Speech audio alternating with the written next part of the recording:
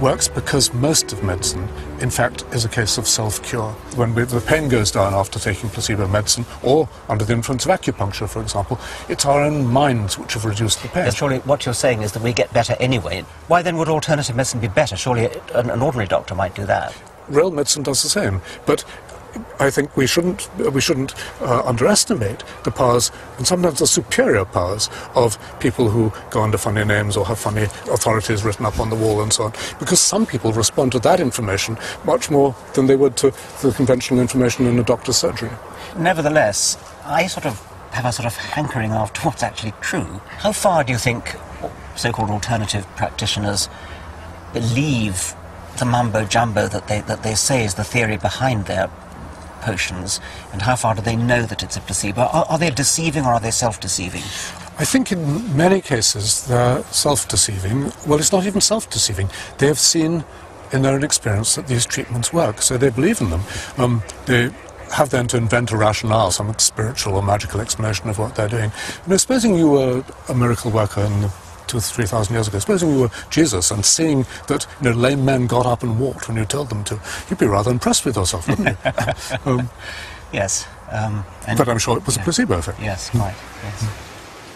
I still believe scientific medicine offers more effective and more honest treatment. But I accept Nick Humphrey's point that alternative medicine is peculiarly well positioned to dish out placebos.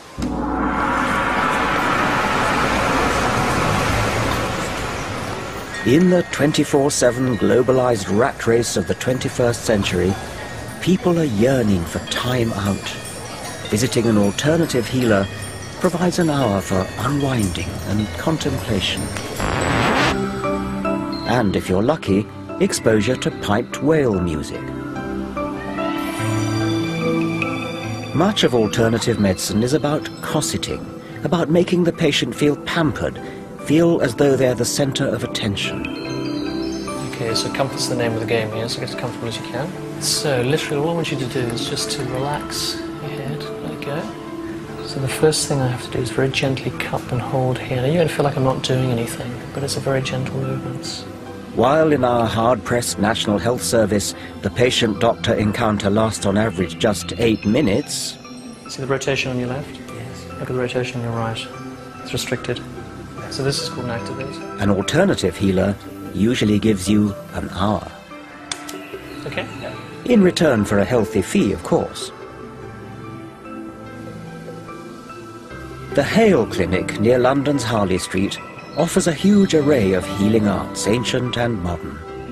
Many may make you think you feel better without having real effect in themselves. In other words, they're placebos. If I were wanting to exploit the placebo effect, then I would do exactly what you're doing. I would have a large number of different things which look impressive, sound good, use long words, talk about quantum theory, lights flashing, and the whole point is to impress the patient. The whole point is to make the patient feel that something is being done. But something is being done. I mean, I would disagree with you. That I think something is being done. And why are we so good at placebo and the orthodox medicine is not? Well, they're pretty good at it too. And I mean, I find when I go to my doctor and he just talks to me, I seem to be miraculously cured as a well, that's very, very important. It is very important. But maybe he's giving you some healing energy. You don't know. Well, he wouldn't call it that. Yes, I know he wouldn't call it that, but it could be.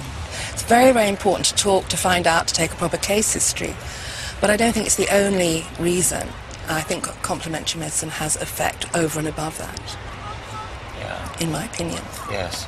Do you ever do clinical trials on your methods, or do people come in and do them for you? We've done one study at Hammersmith Hospital on stroke patients that was funded quite a few years ago. And what treatment were you giving them? We were giving an Ayurvedic treatment called Mama Massage, and it was only a pilot study, and it showed an improvement in a certain number of patients. So what was the control in that case? There wasn't a control, it was just an outcome. It was just a pilot study. So that's not really a proper trial. Do you think there's a bit of a double standard? Doctors have to spend 6 years qualifying and so on. Isn't it just a bit too easy to set yourself up in practice without qualifications and without... Which ones were you thinking of? Well, what about the Ayurvedic one, for example? Well, there's a 4-year degree course here. What do they learn? What do they learn? They learn the principles of Ayurveda. They will learn anatomy and physiology. I mean, it's one of the oldest systems of medicine in the world, Ayurveda. It's old, yes. Doesn't make it good, though, does it? No, but it shows it has a lot of experience. The idea that ancient equals years of accumulated wisdom is a fallacy. It's a teasing irony that the moneyed classes in the rich West are indulging superseded Hindu healing magic when, back in India, people are voting with their feet and opting for modern vaccines and antibiotics. Resuscitating Ayurveda today is rather like bringing back bleeding with leeches.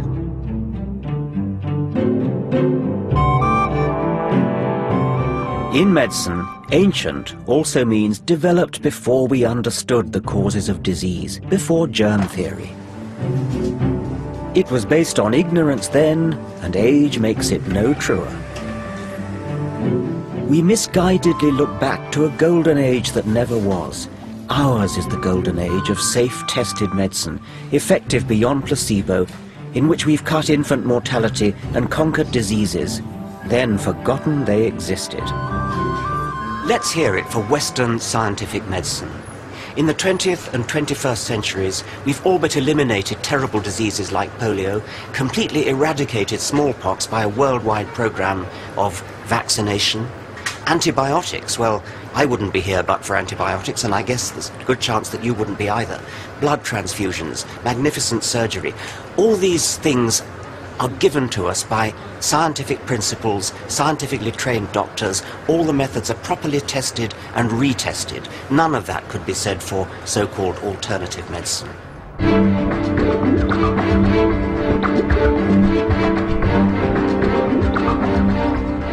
The indulgence of superstitious alternative remedies implicitly casts doubt on scientific advance and undermines confidence in real medical progress. Yet, as we've seen, the attack on medicine is just one small part of the creeping rise of irrational superstition. In Ayurveda or clairvoyance, homeopathy or astrology, we're confronted by those who deny evidence of the real world and instead bend reality around a dogmatic belief system handed down by tradition. Skeptical, rational inquiry is always the best approach. We don't have to follow the herd and buy into trendy, untested health fads. We don't have to be swayed this way and that by media-driven health scares. Instead, we can think independently and be truly open-minded. That means asking questions, being open to real corroborated evidence. Reason has liberated us from superstition and given us centuries of progress. We abandon it at our peril.